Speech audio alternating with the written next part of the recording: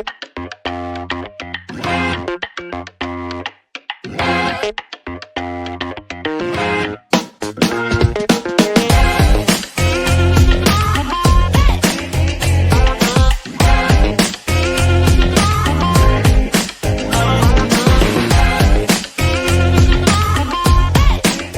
what's up? Hello, everybody. Welcome back to Roll Pod, an Alabama sports podcast from Bama 247. I'm your host, Cody Goodwin. Got the crew back together, the gang back together, Alex Scarborough and Mike Rodak. Going to talk some roster management today. The comings and goings of the transfer portal seem to have finalized for the most part. I think Alabama players can no longer enter the portal unless they are graduate transfers.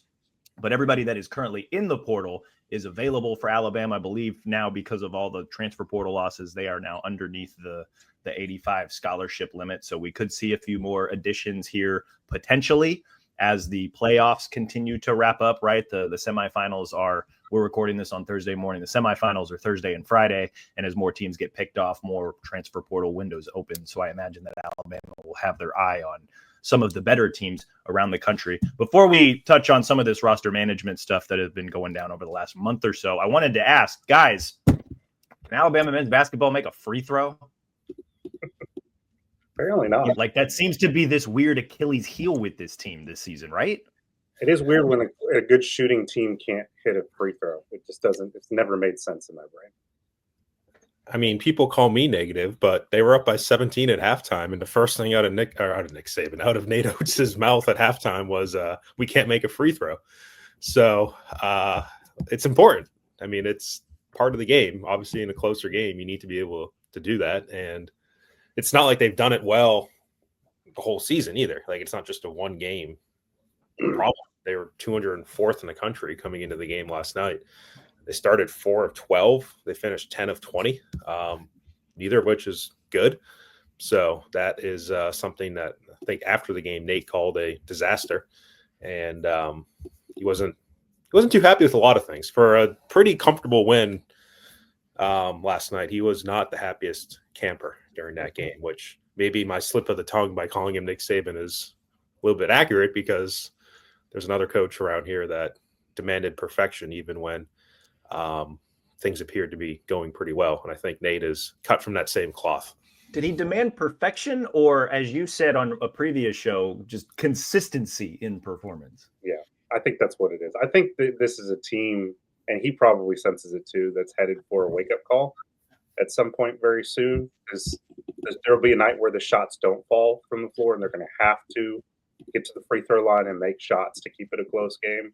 It doesn't mean that they're going to have a terrible season, but I think there's going to be a game where it's like, holy crap, how did they screw this one up? But that's kind of the nature of college basketball too.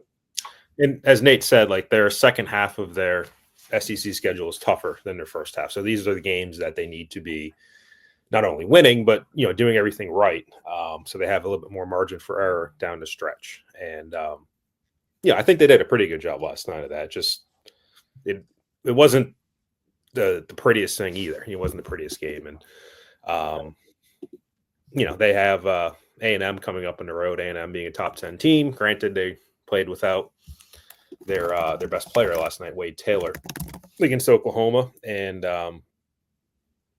they ended up winning, actually. A&M came back from an 18-point deficit to win 80-78. But it's a good A&M team. That's a tough game for Alabama, and I think a lot tougher than the South Carolina game last night. Yeah, right. So wait for it. Buzzsaw. Get it? Buzzsaw? I took that one off your plate. Williams? You're good with the buzz. Alabama men's hoops 88-68 over South Carolina last night. Now 13-2 overall, 2-0 in SEC play. It's just like as good as they have been offensively, and this is even like they're like what, a top 5 team in terms of offensive efficiency, even as the 3-point shot has been a little bit of a struggle through the first 15 games this season. They're still like really, really good, and yet 69% free throw shooting, like through the first 15 games. Like, it's just weird. Like, it's just really weird for a team that knows how to put the ball in the hoop. The thing is, they do get to the line a lot. They entered last night 7th in the country in free throw attempts per game. They might have dropped down a little bit because they only had 20 last night. Not that 20 is a small number, but probably less than I think what their average was. So they get to the rim a lot. They rebound really well. It's a team that I think does those things, rebounding, getting to the rim, getting free throws. When they make those free throws and when they make their threes, look out. Like, that's a really, really good team. When they don't, they're very beatable, especially when they are lazy on defense or they turn the ball over on offense. They had a little bit of that last night, but not as much as they had earlier in the season. So, I don't know if this is the team that's going to be setting scoring margin records. I don't know if they're the team of the century, but they're obviously a very capable team. And it's just, how are they going to do in the rest of the SEC? How do they position themselves for the NCAA tournament? And can they win 6 games in a row? And I will say the one good thing about last night's 20-point win over South Carolina on the road, South Carolina might be kind of the bottom of the league this year, but there were times last season where Alabama more or less no-showed on the road, mostly against pretty good teams, right? Like they went to Auburn and got smacked. Tennessee got smacked. They would go to Florida and got smacked. And that was all kind of during the later of the year when we kind of knew what their identity was. The fact that they went on the road in the SEC and we saw how treacherous that could be, I think on Tuesday, right, where Kentucky went to Georgia and lost. Tennessee, number 1 ranked team undefeated, went to Florida and got beat down pretty good. Auburn struggled against Texas. We saw A&M struggle against Oklahoma. The fact that they were able to go on the road and basically manage the game all the way through. I think they led by 20 early in the second half, and that was basically the margin for the rest of the game. Like they maintained control of it. Like they didn't lose control of it like they may have at times last season. I thought that was kind of encouraging to see. Yeah, I mean, they went to Georgia a couple years ago when Georgia was terrible under Tom Crean at the end, and they gave Georgia their only SEC win that year. So I think that game really pissed off Nate Oates because he was talking about it for years after that. 82-76. That would have been 2022. So yeah, South Carolina is the worst SEC team. I don't think there's too much debate about that right now. And they're missing one of their starters in Miles Studi. So, there's certainly tougher ways to open an SEC schedule than what Alabama's had. Look at Florida. But we'll see kind of where things go from here. And like I said, A&M's going to be tough. Ole Miss just beat somebody last night that I'm blanking on. And that's another good team they have coming in next week. Arkansas, yeah. Mm-hmm. So yeah, A&M on Saturday for Alabama men's hoops. Let's pivot to football. And before we pivot all the way to the transfer portal / roster management discussion that I wanted to have today, Alex brought up a good point before we hit record, that there is now a new coach on the market that has some ties to the current Alabama coaching staff. Ryan Grubb let go from the Seattle Seahawks following his only year in the NFL. He decided to stay in Seattle, him and Scott Huff. They were originally, I think, supposed to come to Alabama and join Kalen DeBoer after he was hired away from Washington.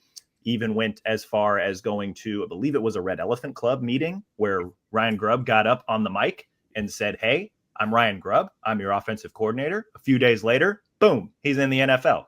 After a year in Seattle, he has been let go. I think there was just like a difference in opinion on what I think Mike McDonald, Seattle's head coach, wanted ultimately from his offense. You look at the stats, Seattle's offense, good, not great this season. They threw the ball fairly well, couldn't really run the ball with any sort of efficiency. Part of that was, I think, the lack of talent on the offensive line. This is not an NFL podcast.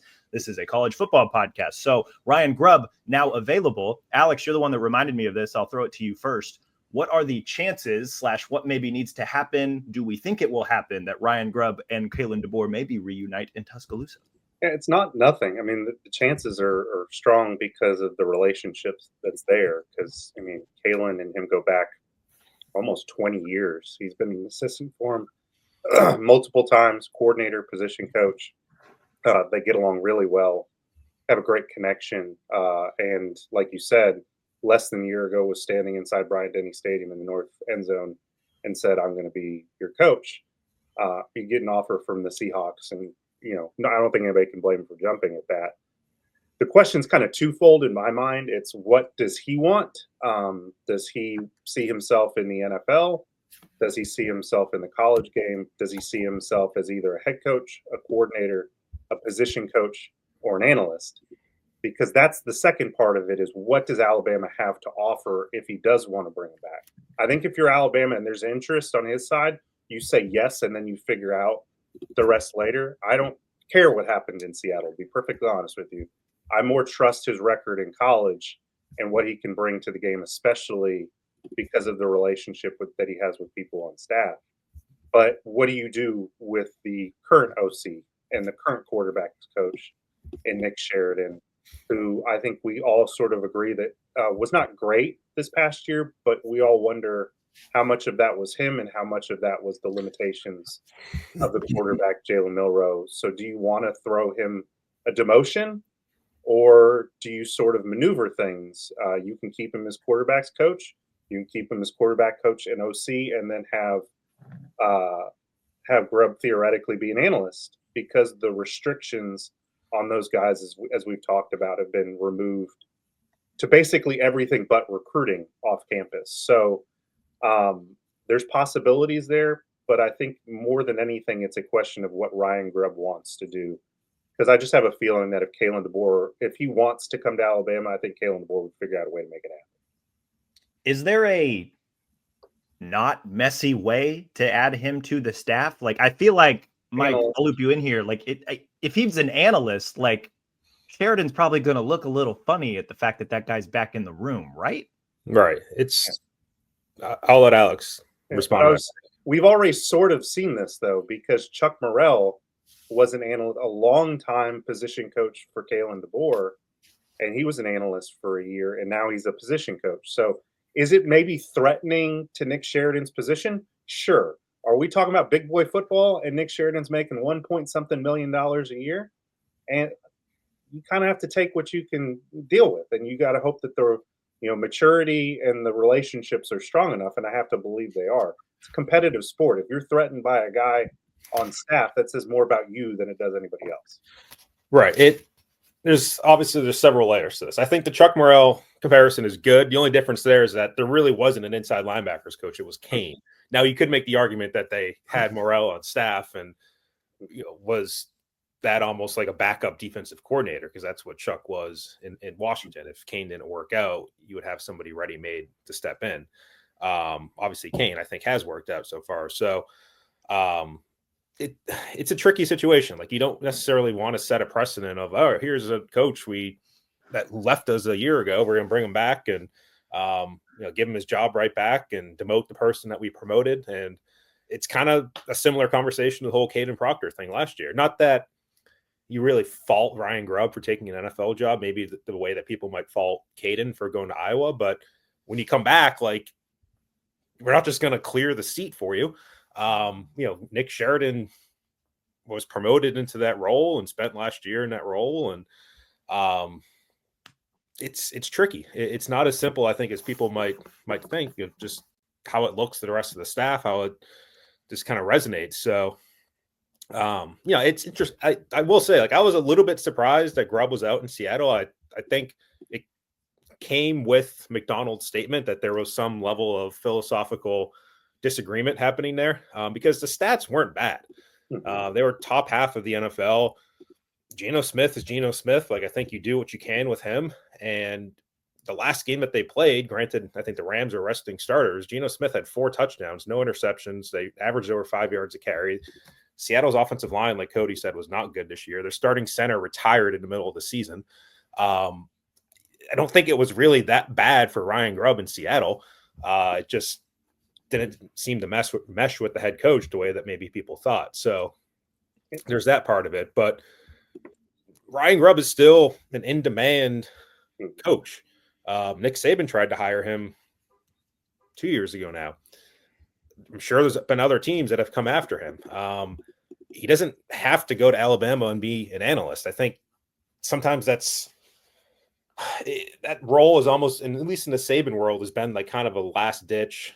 We have no other options. I think Bill O'Brien really credited Nick Saban for that. That's something that Bill O'Brien likes to say is, when you get fired as a coach, you think you have a lot of friends in the business.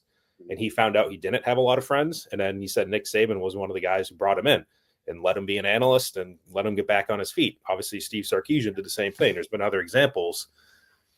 I don't know if Ryan Grubb's at that point. Like, I think other schools would hire him. Granted, we're a little bit later in the cycle for college hiring.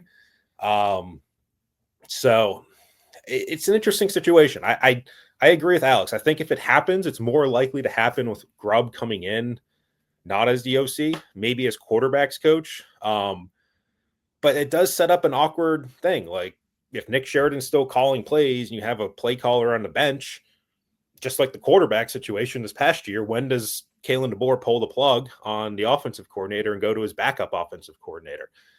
You have a weird dynamic on the staff if that's the case.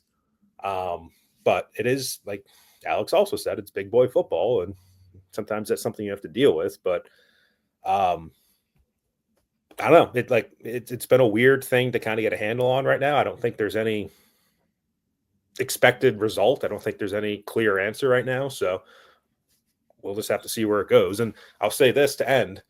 It's not the magic wand. If Ryan Grubb is for some reason the offensive coordinator of Alabama in 2025, like I wouldn't make it out to be this thing that like everything's going to be fixed and everything that we saw this past season is going to be changed, because guess what? It's Kalen DeBoer's offense.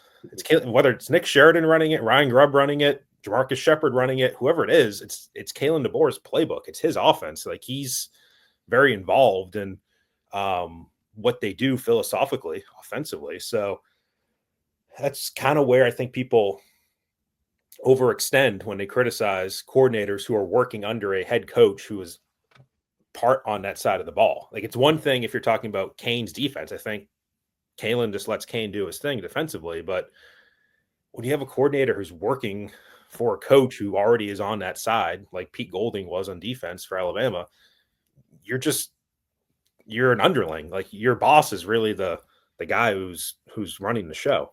Yeah, but ultimately the boss lays out all the options. It's up to you to choose the options. So when we sit here and say, why aren't you running the football more? That is a Nick Sheridan thing, because he does have that on his plate. Now, again, I'm willing to say that maybe this past season was more a result of who the quarterback was than anything else. I'm willing to say that that's an option. But I do think if it fails again next year, I think you can lay a lot of that on the coordinator, because they are ultimately the ones making the decision. Because Kalen has said himself, and I've seen nothing to refute it, that he is very hands-off with those guys, because ultimately when he was in that role, that's what he wanted too, was the authority to make plays on his own. Right. I'll say this as one final note. Look, if you're Kalen DeBoer and you're entering 2025, knowing that there is some varying degree of temperature of hot seat on you, and that if you fail, there is a very decent chance that people are going to be calling for your job. You need to fail with the best people surrounding you as possible. And he believes that Ryan Grubb is one of those people. He wouldn't have kept him around. Ryan Grubb wouldn't have the stature he has. So if you're going to go down swinging. So I think that's why ultimately, if there might be hurt feelings, so be it.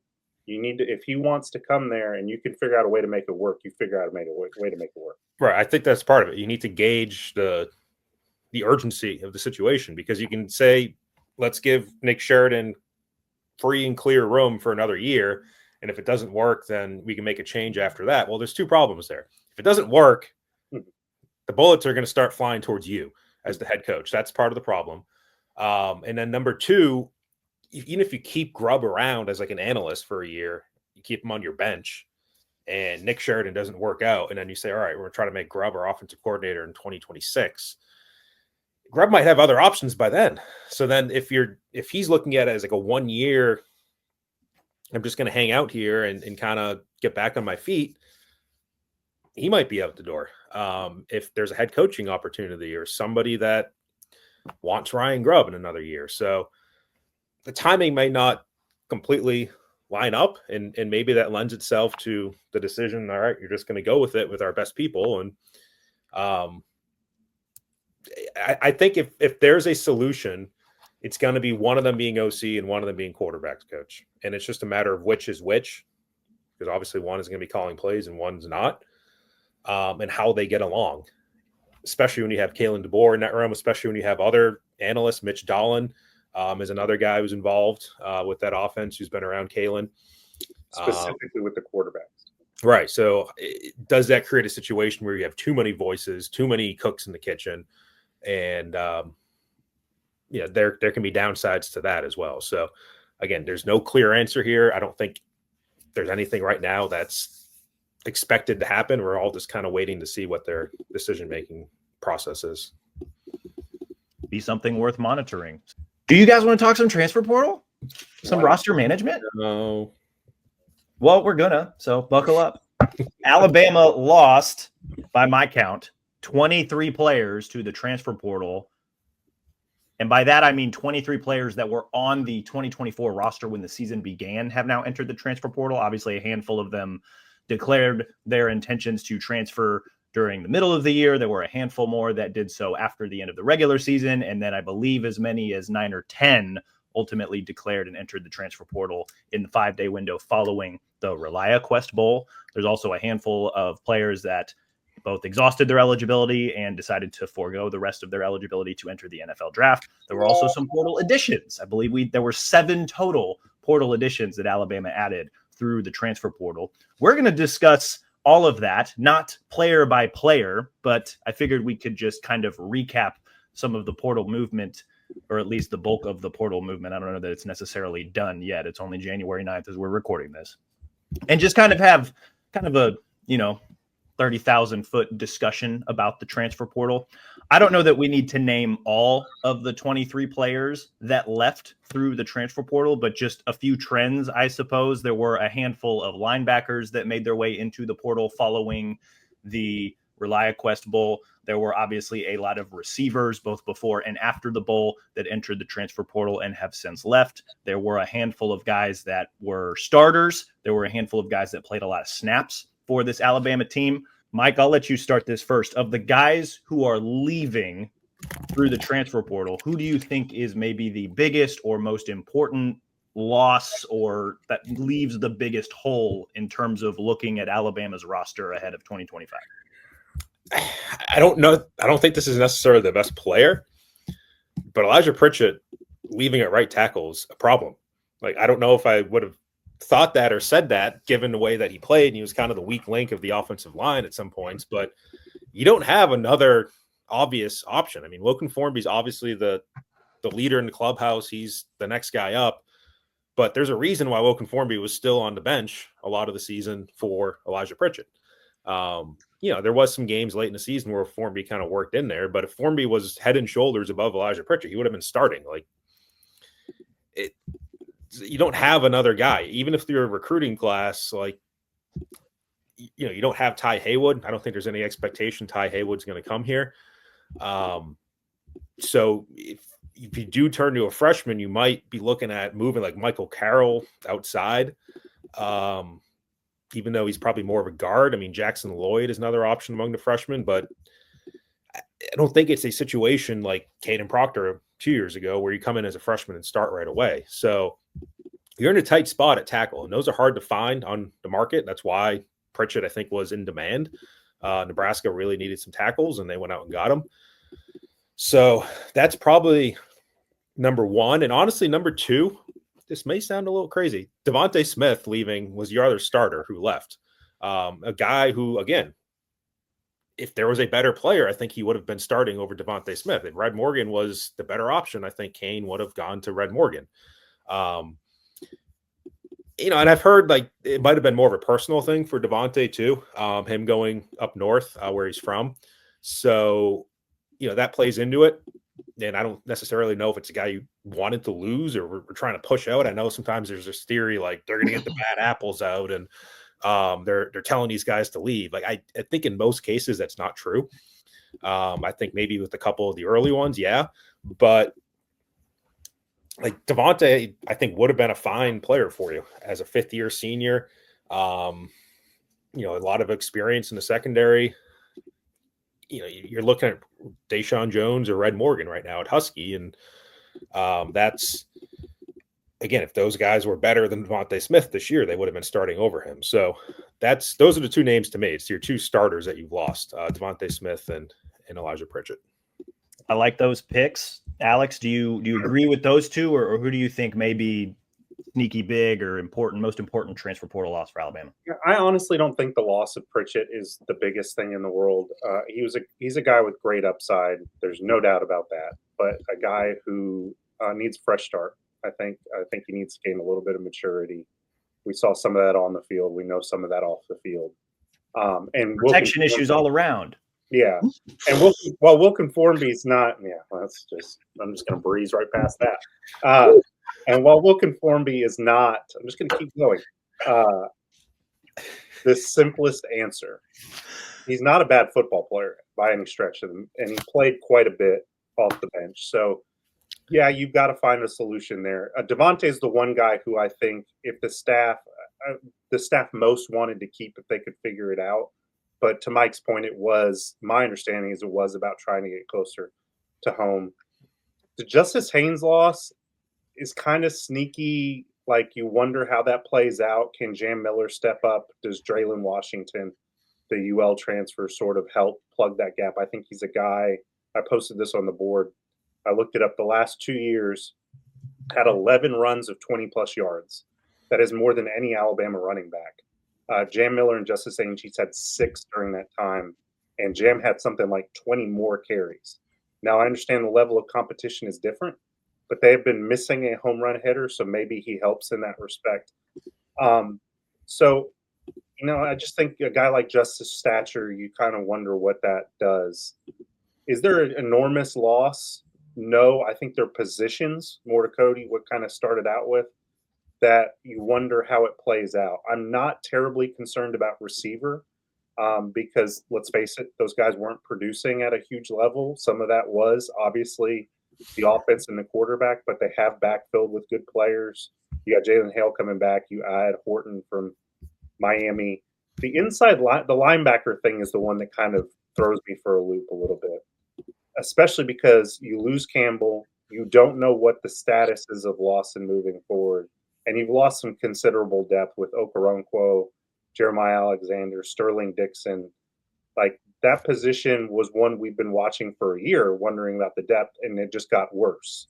So you brought a lot of freshmen in. You believe in those guys, but I'm very curious about how that plays out this season when you no longer have an anchor like Campbell to sort of clean up some of the mess.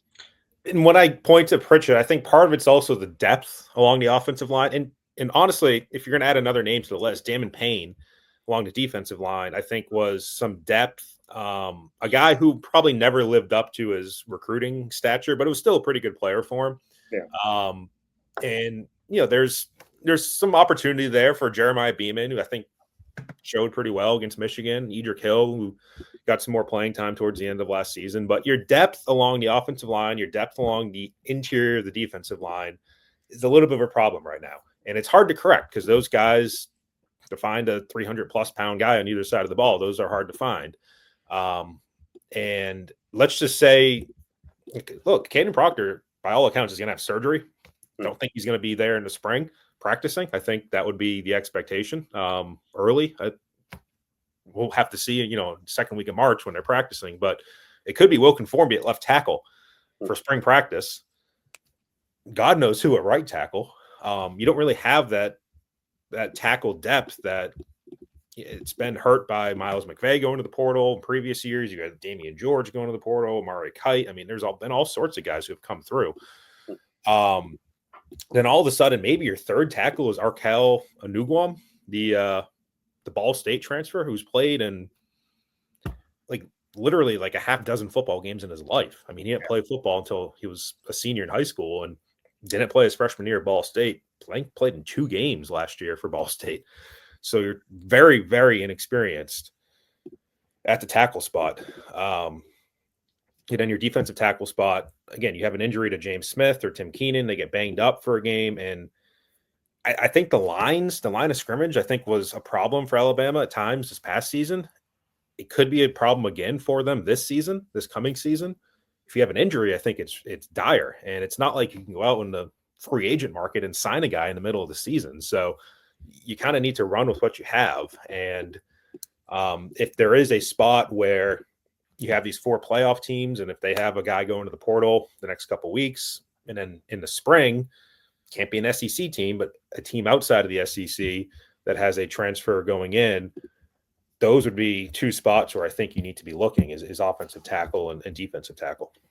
I agree with that. My pick was Damon Payne, in addition to kind of the exodus at interior linebacker. I know that they've got a handful of guys that they're pretty excited about, like that are coming in as part of the 2025 signing class, right? Abdul Sanders, Darrell Johnson, Luke Metz, like talented guys. But, I think we all remember watching Justin Okoronkwo at A-Day last year, and it's just like, hey, like this guy might have the stuff. So at the same time, to play devil's advocate for that, I think a lot of us thought the same thing about Sean Murphy, who transferred out, went to Florida State, and now I believe he is back in the transfer portal. So things didn't quite work out for him out there. I don't know that any of the Alabama players that went to Florida State ultimately worked out this past season, but that's neither here nor there. I think Damon Payne, the loss there, just because when you look at, I did a way too early, too deep on Bama 247. Go check it out. I put a link to it in the show notes. The top of the rotation looks pretty good on paper, right? You've got James Smith, who's probably, I think we can all project, going to take a step forward. He showed some stuff this past year. Tim Keenan's coming back. LT Overton's coming back. They added Kelby Collins. After that, man, you're looking at like Edric Hill, Jeremiah Beeman, Jordan Renaud, who, yeah, maybe thumbs up. Those guys have some high potential, but the three of them combined have played less than 230 snaps this past season. So it's just like the experience factor is not there. And I think, at least when you're just looking at it on paper, kind of worries you a little bit. That's where a guy like Damon Payne, if he would have stuck around instead of transferring off to Michigan, which, he's a guy that was here. He put in his time. He played a few years. He developed. He wants to go back closer to home. I get that, like not faulting the guy. It would have been better for Alabama. I think if you look and just looking at the two deep on paper, you'd probably feel a little bit better, especially about the interior defensive line, if a guy like that would have stuck around. So that's in addition to, I think Pritchett is kind of sneaky big at right tackle. I know he struggled this year, but he also had moments where, like when the offense was clicking, he was obviously doing his job. And I don't know, we just didn't see a ton more of Wilkin Formby over this past season to really, I don't know, inspire confidence is maybe the phrase there. So, and then, yeah, again, to Mike's point, you look at the tackle depth, there's really none. And that's a little worrisome. I know that the portal is still out there, but I don't know how many starting caliber offensive tackles are going to hit the portal out of the end of this playoff run. I don't know how many are going to be there in the spring. Like that's a position worth monitoring through the spring just to see if they have anything in the way of an answer at right tackle. Well, and Mike has talked about, and I might be taking the words out of his mouth. How do you recruit a guy in the portal to play tackle when you have Wilkin Formby? It's very challenging to do when you don't have a clear path to starting to get a guy out of the portal. So while you'd like to say the guy will come along and they will sign him, that's not a guarantee.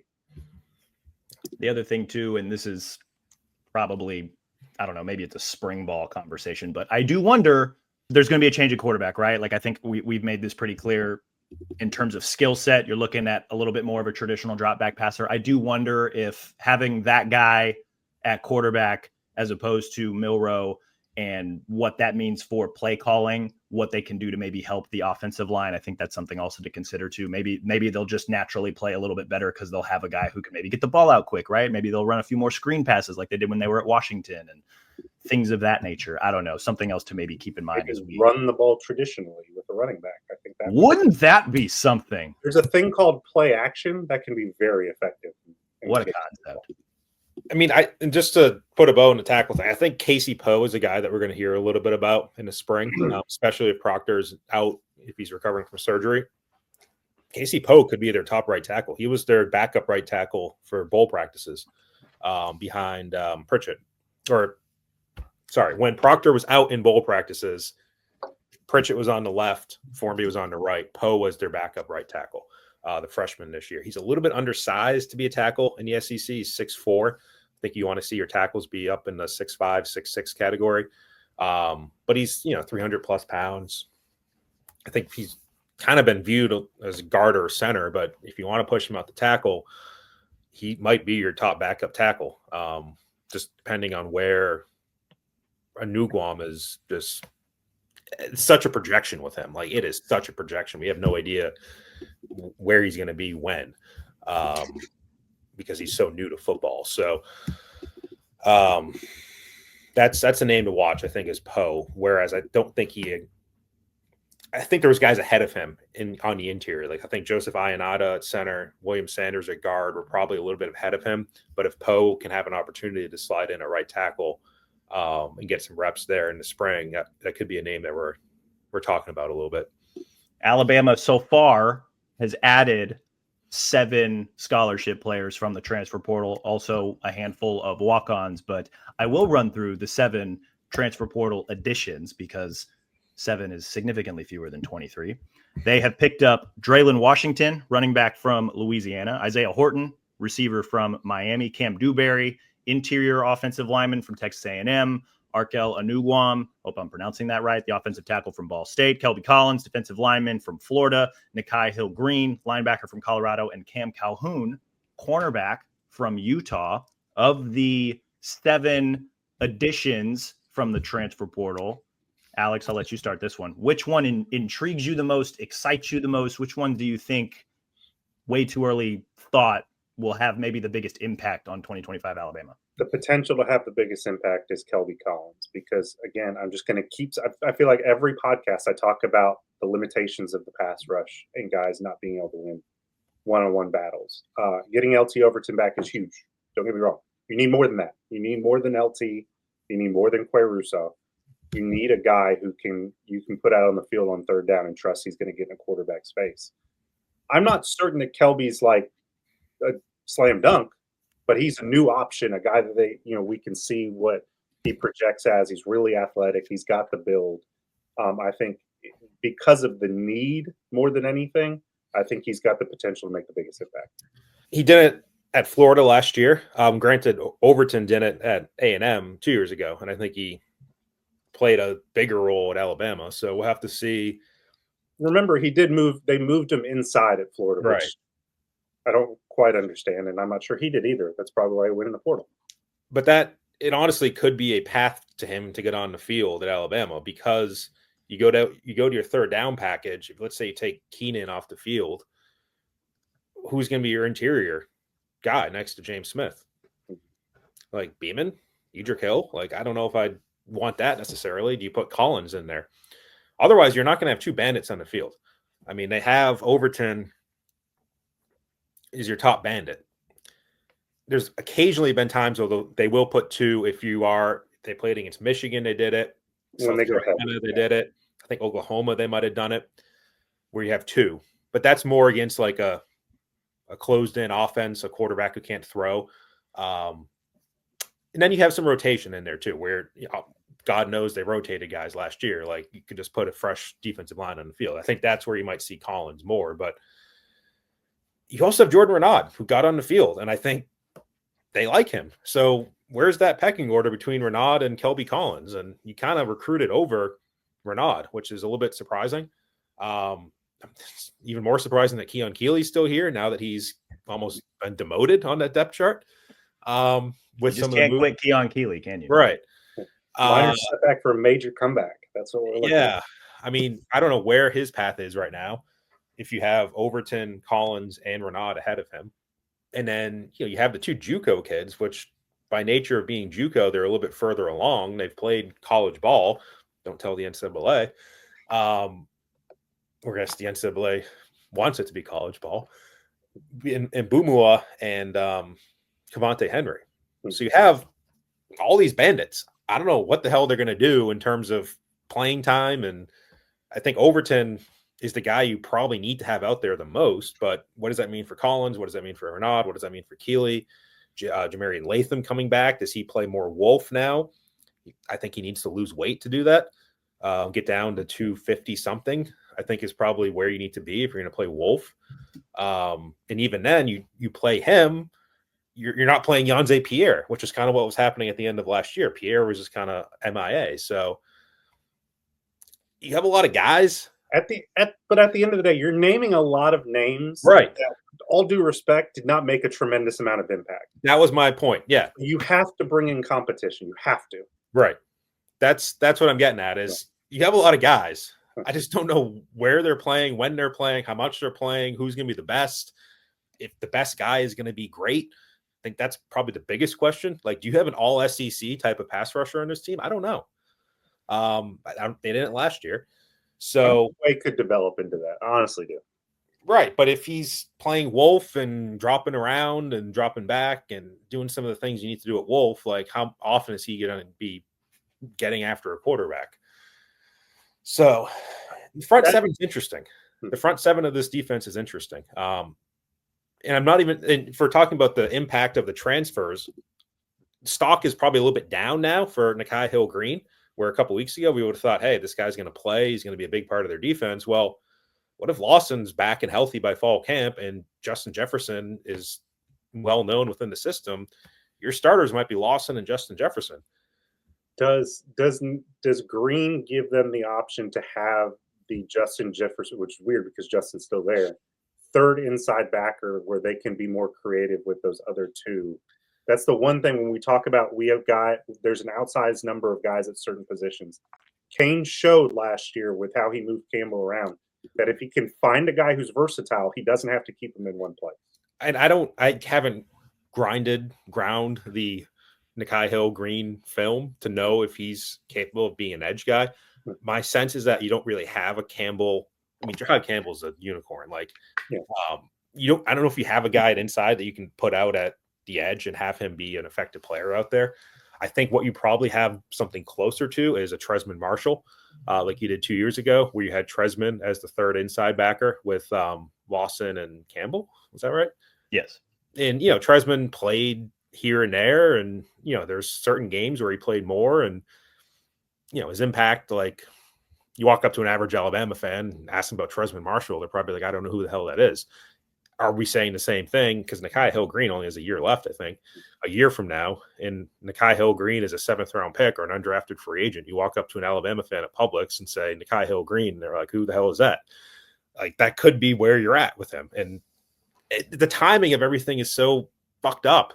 Like, sorry to use my language, but everything is family podcast. It is a family podcast. It used to be a family podcast. But when you have all these draft decisions that are being made the first and second week of January, and you have the transfer portal open in December, which it kind of needs to be because of the academic calendar and the end of the season, you have guys like Nikhai Hill-Green coming in, and not only the draft decision from Lawson, you also had the NCAA ruling with Justin Jefferson, and it just kind of flips everything on its head. And even with Kelby Collins, you're probably waiting on LT Overton, Cameron Calhoun, maybe you're waiting on Damani Jackson. Like, you have guys coming in through the portal who are kind of blocked now. Like Calhoun, I don't know where exactly he's going to play. But I will say, I think Cameron plugs a hole with Mbakwe playing more receiver. Yeah, he's probably your fourth corner. Maybe your third corner if you have Deshaun Jones at Husky, and then you have a rotation. But I don't know how much you're taking Damani Jackson or Xavier Brown off the field. So it's probably more of a depth thing, which good for them to bring in a guy to be a depth piece. And I think that's kind of what Kane was getting at when he was talking in Tampa about a lot of guys don't want to come to Alabama because they don't think they can play because they already have guys. They're Alabama. But Calhoun kind of came there and knew that there was already guys on the roster and still came. And Kane was lauding his competition or his willingness to compete in that sense. How many years does Calhoun have left? Does anybody know off the top of their head? He's been around. He's got at least a couple, right? If he's got 2 years, he's got a path with Damani going. That's all I was going to bring up. Is that he might be a depth player this year. He was a true freshman at Michigan, 2023. Yeah, he's got a few years. Yeah. So, right. So it may not be an immediate, where he's a guy who's a third or fourth cornerback this year and then becomes a possible. But you also have a guy named Dijon Lee coming in. So Chuck McDonald. Chuck McDonald. So I mean, Calhoun was transferred before. If we're shaking the crystal ball, we're going a year from now, and you're telling me Cameron Calhoun was your fourth corner all year. He transferred. He went to his third school next offseason. Dijon Lee slides right in to replace Damani Jackson. You walk up to an Alabama fan in Publix and go, hey, do you remember Cameron Calhoun? And they say, I don't know who the hell you're talking about. I could see that being the case. That's just kind of the nature of the portal these days. And again, it's nice to have a player like Calhoun where it's tough to find a guy to come in and not be a starter or know that he's not going to be a starter. I think in terms of the portal guys they brought in, that might be their biggest win, is just finding a backup corner because that can be tough to do in the portal. Yeah, without and this is kind of a larger context issue. People talk about NIL and Alabama standing in that. I think this whole transfer haul, I think, is all in all pretty good, but it shows where their priorities are. Their priorities are on high school recruiting and retention. And then the last on that is transfer portal. And then you can try to add a nice piece. You can try to add depth, which is enormous in today's game because it's so hard to find and hold on to. But when people talk about how Alabama spends its money, it's in high school recruiting and retention. And if we want to have a conversation about all the players they have back, I don't think that happens without opening up the checkbook a little bit, especially on a couple of those guys. Right. Yeah. You're re-signing some guys. And maybe it wasn't a case of them going into the draft, but it might have been a case of them going to the portal. I have my suspicions on Jeremy Bernard in that category, but I digress. Mike, you spoke to the importance of Cam Calhoun. Kind of, he reminds me a little bit of the Trey Amos signing a couple years ago, where he was kind of CB3 behind Kool-Aid and Terrion. And then when he got his opportunities, I thought he was really, really good. He then transferred to Ole Miss, and now he's on his way to the NFL draft. I'm still really high on a guy like that. But Cam Calhoun, potentially at least until maybe Dijon Lean and Chuck McDonald develop a little bit more, it's kind of nice to have a guy who's got experience like that in the cornerback room. That said, is he kind of the portal addition that you are maybe most excited or most intrigued by, or is there another name on the list that kind of has your attention? No, I think it has to be Horton in terms of like the guy that we've talked about it before, this whole offseason, this whole upcoming season, the theme is going to be a fairly similar roster with a different quarterback. And can you run more of an offense that people want to see, that Kalen DeBoer has shown in the past he can run? And where does that get Alabama? I think that is overwhelmingly the storyline of this year, 2025. And I think part of that is having a third receiver like Kalen did at Washington with Polk, McMillan, Udunze, Jeremy as your fourth guy. And you have that now potentially in Horton, probably a little bit more so than what you probably had in Kendrick Law or Kobe Prentice. What's his bench press? Do you know? I don't give a flying anything about. I already dropped the F word once. Why are you stopping now? See, we had this discussion this morning with my son, who we don't like to use the word fart. Talking about the F word with your kid? We don't like to use the word fart in our house. So he calls it the F word. And then I said, you can't go around at school saying the F word, like literally the F word. He said, my friend at school likes to use the F word, but he's really referring to fart. So I'm like, we gotta clarify some things here. Hey, we're a family podcast again. Right. So, don't say fart at school, kids. I think there's a world where you have Ryan Williams, Jeremy Bernard, and Isaiah Horton go off, a la, Alabama of 2019 with Waddle and Ruggs and Judy and Devontae Smith and whoever else was running around for him those couple years there. And that, I think, is the best case scenario. And whether it's Ty Simpson or whether it's Keelan Russell throwing or Austin Mack or whoever throwing the ball, that's kind of your best case scenario. And all of a sudden you've put the key in the ignition, you've unlocked it.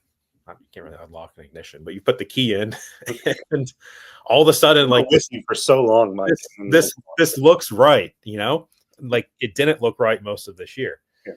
But there's also a world where your offensive line isn't good enough, which I think is, as we've talked about, a potential possibility. You've lost your best offensive lineman in Tyler Booker. You have a question at right tackle.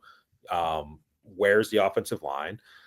Where's your running game? I think there's limitations to Jam Miller. I don't know if he's, again, you have an all SEC running back in Jam Miller. I don't think he's that sort of guy. So you may not have the protection. You may not have the running game. And maybe you need to run a lot of 2 tight end sets again. And I don't know if your tight ends are as good as they were last year in CJ Dupree and Rob Utes. Not to say they were great. You don't have Kyle Pitts and Mason Taylor, or, Travis Kelce. Yeah, Brock Bowers is probably a better name to rattle off there. I don't know if that's what you had at Alabama, but there were. Does anybody have a Brock Bowers? Like that's I don't know about that. The Raiders do. He was the one who brought it up, not me. I'm just saying, I think Dupree and Oots did what they needed to do this past season. Cuevas and Danny Lewis could do that. I don't know if they're quite to that level, especially, Oots is blocking. So are you running a lot of 2 tight end sets again this year because you need the protection, because you need to have a 6-man protection because your right tackle can't protect? And then that's taking a third receiver off the field. And so this whole vision of having Horton and Williams and Jeremy and, having 25, 30-yard passing gains, maybe that doesn't happen.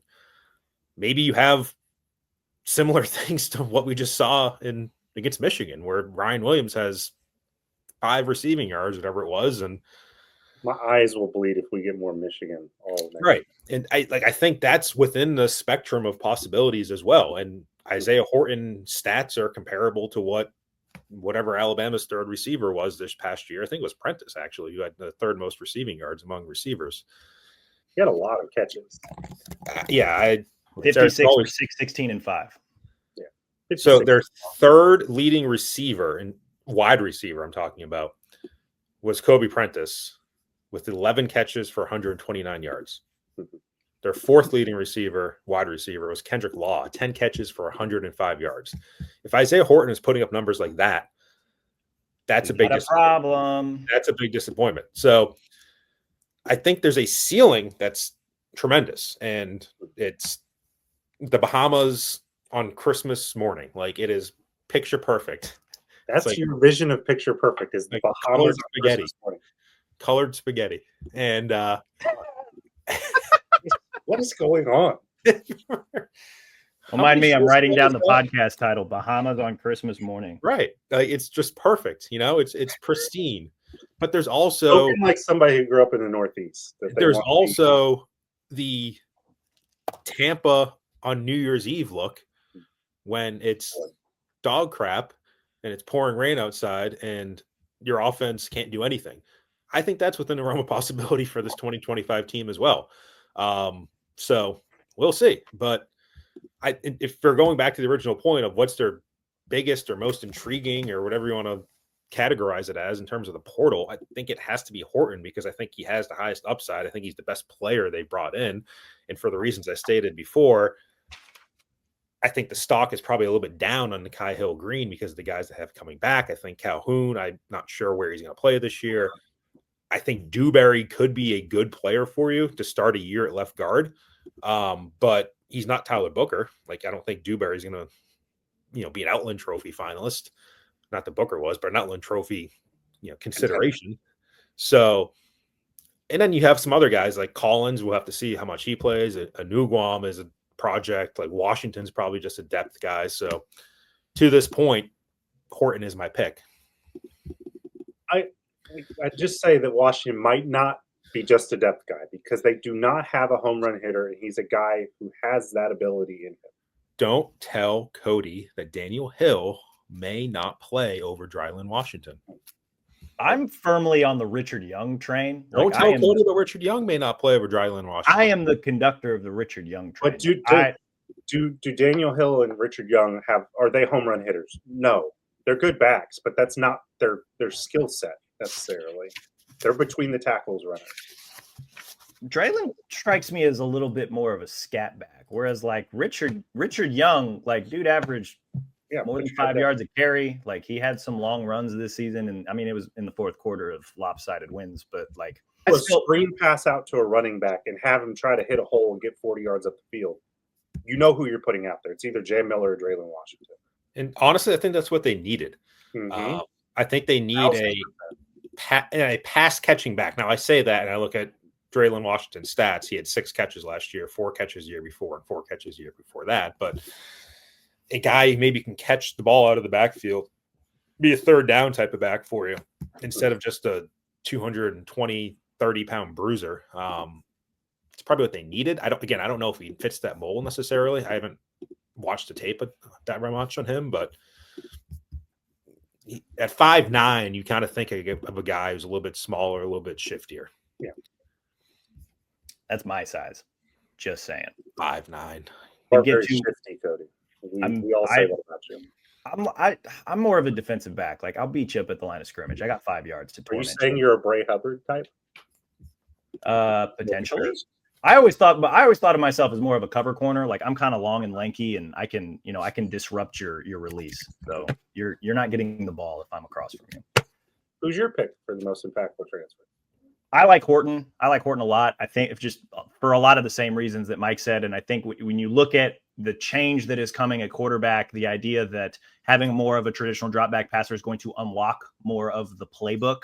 I think the receivers, I think, are just going to get a lot more usage. And when you add Isaiah Horton, it's going to stress opposing defenses out a lot more, which is going to open up more opportunity for Ryan Williams, going to open up a lot more opportunity for Jeremy Bernard. And Isaiah Horton is still going to be there if you're going to try and find a way to take away those two guys. All of that said, that's assuming closer to the best possible scenario than not, right? Because I think the offensive line, especially at right tackle, pretty big worry coming into at least spring. So if they can get that sorted out, if the quarterback is in a good position, right, whether it's Ty Simpson, Austin Mack, Keelan Russell, or some combination of those three, I like the idea of Horton just really kind of raising the ceiling of this offense. Just, I don't know. He seems like another big time playmaker. And honestly, like when I was doing the way too early, too deep, you look at the receiver room right now, pretty good spot, assuming everybody is healthy despite all the departures, right? Like you've got probably your three starters, Jeremy, Ryan Williams, Isaiah Horton. And then the guys immediately behind those guys, Rico Scott, not a ton of play, but he flashed a little bit in the moments that we did see him. Jalen Hale coming back from injury. I think we all liked him when he played as a true freshman. Cole Adams, Mike's guy. You've also got Jalen Mbakwe kind of there. I don't know if he's going to get buried or if he'll find a way to ascend through spring ball. I when I did the way too early, too deep, I put Mbakwe at both receiver and defensive back just because I think if he does get buried in the receiver room, he could always potentially pivot back, or maybe he'll fully realize his 5-star potential and maybe he becomes a pretty key guy in the receiver room. But there's also, Derek Meadows, they're bringing in Lotsier Brooks, a guy that they're another guy that they're bringing in that they're really excited about. So what was it? 6 or 7 total departures out of the receiver room through the transfer portal. You look at the way too early 2-3 deep, pretty good spot. I think at least on paper, there's a lot of other things that need to work itself out for this, I think, receiver room to fully realize its potential, but a lot of good dudes in that room. I'm pretty excited about them. Yeah. Last thing I wanted to get to was the guys that returned for Alabama that maybe had NFL draft decisions to make, or maybe could have, some of them potentially could have hit the transfer portal. The guys that announced that they were returning for context sake, I suppose, guys like Jeremy Bernard, guys like Jaden Roberts, guys like Tim Keenan, LT Overton, Deontay Lawson, Justin Jefferson taking advantage of an NCAA waiver, Keon Sabb, who I think we all thought coming into 2024 would have been a one and done, but then he got hurt. Now he's coming back. Damani Jackson, a guy that maybe not super high on NFL radars, but you got a talented, lanky, athletic cornerback. He's probably going to get some looks from NFL front offices. The guys that are returning that played pretty big roles in 2024, who do we think, and Alex, I'll let you start this one, is the most important guy or one of the most important guys to return for Alabama in 2025? See, this is tough because I don't want to take Mike's because Mike is actually right. So you know what, Mike, go ahead. And I know who you're going to take. Go ahead and do it. Am I correct in saying Tim Keenan? Yes, it is. Right. I mean, they would have been screwed on the inside of their defensive line without Tim Keenan. Really desperate to have needed to find somebody to play in the SEC, to have a defensive line that's capable of stopping the run. I think you need Tim Keenan. But you're going to say Parker Brailsford. I was not going to say Parker Brailsford because I didn't really think of him as... He would have been my second guy. And honestly, of all the guys that are coming back, Parker Brailsford was probably among the higher. It's weird I don't think about him, but you are right that without him, they would have been... you got Geno Vandemark who could play some center, but you'd rather have... I know, Cody. You'd rather have Parker Brailsford. I just didn't think of him in that group because he announced, thank you, Parker, for just announcing it early, not doing a graphic, just saying I'm coming back. Jay Miller did the same thing too. Shout out. But because of that, I don't really kind of think of him in that group, but that is a good point. I was actually going to say, I was going to cheat, and I was going to say the most underrated guy coming back is Keon Sabb, because you lose Malachi. I think people forget how good he was at the start of last season because he does have that NFL potential. But I think LT Overton is the other one that if they could get him, I have never seen a spread between pressures and sacks like him. 38 pressures. It's 11th most in the SEC, 2 sacks. If he can just close that gap and become a double-digit sack guy, he's a first or second round pick, and he's an enormous impact on this team because, again, I'm going to say it until I'm blue in the face, they need to rush the passer better. If him coming back, I think is enormous because you can get to the quarterback. So I'd kind of split the baby and say Keon and LT.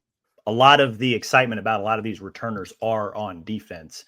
And so to pick multiple on the defense, I think that makes sense. Not sleeping on Jeremy Bernard at all, but I think I'm just glad he's back so we can watch him from up close for another year because that dude's a damn good football player. I just think we have a little bit more concern about the defense and where they would have gone because of the lack of depth on that side of the ball. But Jeremy's an enormous pickup. The only thing about Sab is that I think people were a little bit excited to see Xavier Mincy. And if it was Mincy and Hubbard, I think people would be like, hell yeah. Like they would love that.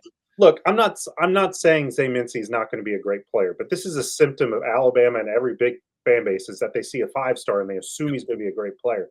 We already have seen from Keon Sabb that he has the ability to be a great player. I'd rather take the proverbial bird in the hand as opposed to in the bush. Come on, I mean Zay Mincy could be a really good player, but I know Keon Sabb has that ability right now. 2 thoughts on the Zay Mincy thing. One, I put him behind Keon Sabb in the way too early, too deep. The way they rotated defensive backs this past season, I think it's fair to say that we will probably see Zay Mincy in some capacity, maybe not as much in some of the bigger games, unless he really kind of shows out in some of those earlier season games. But that I think we're going to see him. Maybe he gets a look at Husky. I mean, that was my second thought. There's a void there. So, pardon the pun, is he too big to be Husky? I don't think it matters. I think Husky's effectively their slot corner who they also want to play in the box. So maybe having a little bit of a bigger guy would probably slot corners. I mean, correct me if I'm wrong. Cam Chancellor is enormous. Yeah, I just think of a 6'3" guy, 6'3" safety. I think of a slot guy where you're in a little bit more of a phone booth and you're maybe covering a shifty inside receiver. Is that the best spot for him? Yeah, there are multiple ways. The nice thing about that position is you can sort of be a couple of different things if you want to be. You can be a cover guy. You can be a guy who plays in the box. And I think Zay has the ability to do both of those things. If you want Mincy more at safety, you could pivot Keon Sabb. I mean, he's only like 6'1", 200 pounds. Like that could be a potential. It may be more of a sub package because I don't know that you really want to move him away from safety too much, but that's an option, I suppose. I don't know. I feel like just when you look at the secondary too deep, your corners are set. You probably don't need to touch them all that much. But when it comes to your safeties and your Husky, you've got a little bit of wiggle room in terms of what you want to do and maybe mixing and matching personnel there. I think I don't know. Like I prefer that. I prefer more options than not when it comes to trying to figure out my secondary and against some of those teams they probably should beat right earlier in the season, maybe not against Florida State right out of the gate unless they get up 40 points in the second half, but some of those earlier games, maybe you mix and match personnel just to kind of see what works and how those guys play together.